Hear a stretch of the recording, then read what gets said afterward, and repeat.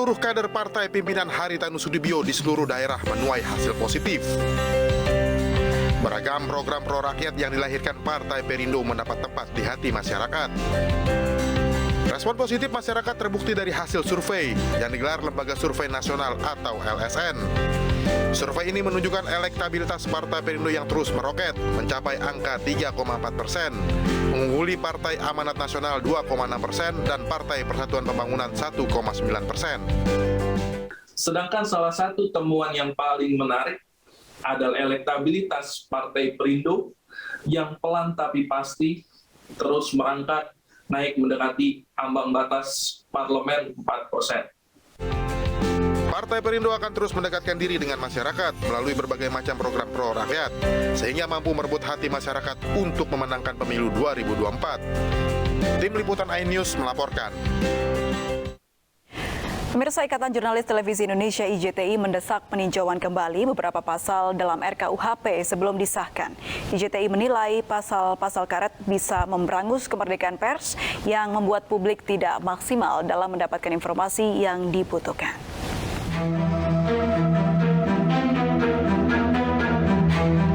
Setelah pemerintah menyerahkan revisi RUU KUHP ke Komisi 3 DPR RI, kini rancangan KUHP tengah digodok oleh legislatif dan eksekutif.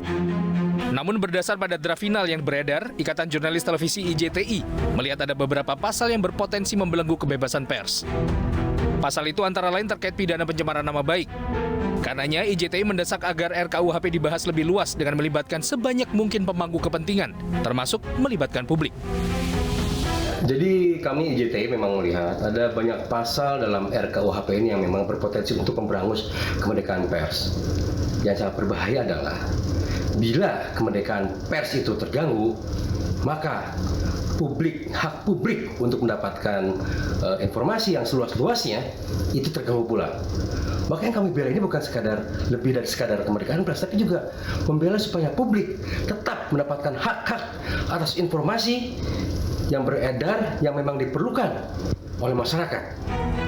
Bagi IJTI, kemerdekaan pers sangat penting mengingat pers adalah pilar keempat demokrasi. Setidaknya terdapat 9 pasal dalam RKUHP yang berpotensi mengancam kebebasan pers.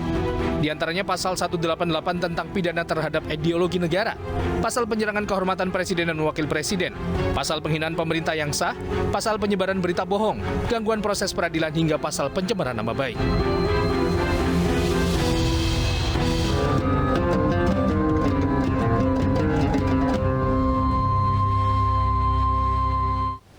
Pemirsa, 450 jamaah haji kloter pertama embarkasi Surabaya Minggu pagi mendarat di Bandara Internasional Juanda, Surabaya. Dan informasi ini sekaligus menutup jumpa kita di iNewsroom Weekend. Saya Aprilia Putri pamit, terima kasih, sampai jumpa.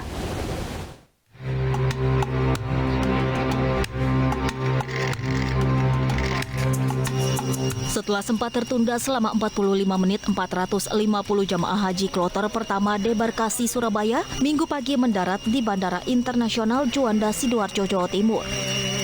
Sejumlah jemaah haji langsung sujud syukur begitu turun dari pesawat. Mereka merasa bahagia karena setelah 11 tahun menunggu, akhirnya bisa berangkat haji dan kembali ke tanah air dengan selamat.